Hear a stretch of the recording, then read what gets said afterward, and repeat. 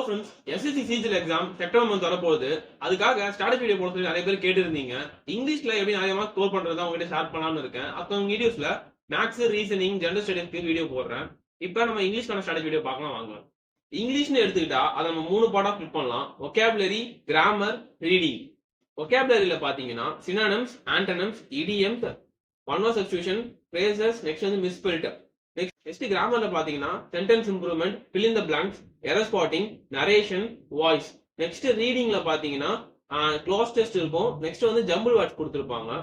இதுக்கெல்லாம் நான் என்ன ஸ்ட்ராட்டஜி யூஸ் பண்றேன் உங்ககிட்ட ஷேர் பண்ணலாம்னு இருக்கேன். ஒகேபுலரி பொறுத்தவரை நான் பிளாக் புக் தான் யூஸ் பண்றேன். பிளாக் புக்ல ஃபுல்லா படிச்சு முடிச்சுட்டு பினாக்கில் எஸ்எஸ்சியை வச்சு நான் ப்ராக்டிஸ் பண்ணுவேன் ஃபுல்லாவே. நான் ஃபர்ஸ்ட் ஒகேபுலரி எப்படி படிச்சிருந்தேன்னா பிளாக் புக்கை வச்சு synonyms 25, antonyms 25, one word substitution 25, idioms 25 இப்படிதான் படிச்சிருந்தேன். பட் நான் இப்ப எப்படி படிக்கிறேன்னா ஒன் வேர்ட் சப்ஸ்டிடியூஷன் எடுத்தேன்னா அந்த ஒன் வேர்ட் சப்ஸ்டிடியூஷனே ஃபுல்லா முடிக்கணும்னு சொல்லிட்டு நான் அதை மட்டுமே படிக்கிறேன். எப்படின்னா ஒன் வேர்ட் சப்ஸ்டிடியூஷன் எடுத்தா நான் மினிமம் ஒரு 100 வேர்ட் தான் படிச்சிருவோம் பெர் டேக்கு. 100 மேலேயே படிப்பேன். மினிமம் 100 வேர்ட் படிச்சிருவேன். நான் ஒன் வேர்ட் சப்ஸ்டிடியூஷன் ஃபுல்லா படிச்சு முடிச்சுட்டு தான் நான் இடியம்ஸ் போலான்னு இருக்கேன். இடியம்ஸ் படிச்சு முடிச்சுட்டு சினானிம்ஸ் போலான்னு இருக்கேன். சினானிம்ஸ் முடிச்சுட்டு ஆண்டனிம்ஸ் போலான்னு இருக்கேன். இப்படி நான் ஆர்டராவே போலான்னு இருக்கேன்.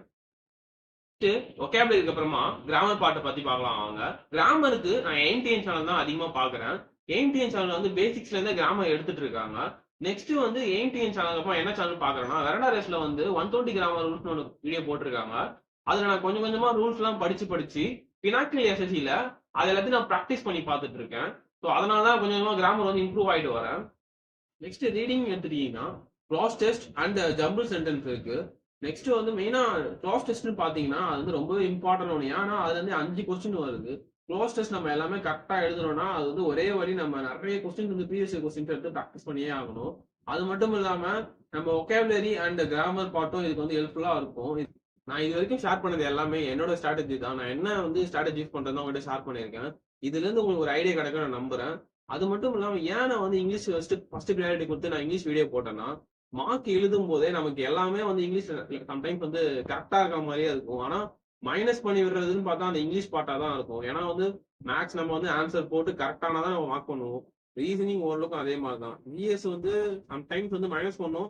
ஆனா இங்கிலீஷ் வந்து நமக்கு கரெக்ட் மாதிரியே தோணும். அதனாலதான் வந்து நான் இங்கிலீஷ் வந்து ஃபர்ஸ்ட் ப்ரையாரிட்டி கொடுத்து அதுக்கு வீடியோ போட்டேன். இங்கிலீஷை பொறுத்தவரை நம்ம இம்ப்ரூவ் பண்ணி ஆகணும்னா ஒகேபுலரிக்கு நிறைய கஷ்டப்பட்டு படிச்சே ஆகணும். கிராமரும் அண்ட் ரீடிங்கை பொறுத்தவரையும் நம்ம எவ்வளவு ப்ராக்டிஸ் பண்றோமோ அதுலதான் இருக்கு நம்ம கிட்ட. நிறைய ப்ராக்டிஸ் பண்ணி ஆகணும் இங்கிலீஷை பொறுத்த வரையும். இதுல இருந்து உங்களுக்கு கண்டிப்பா யூஸ்ஃபுல்லா இருந்ததுன்னு நினைக்கிறேன். தேங்க்ஸ் ஃபார் வாட்சிங்.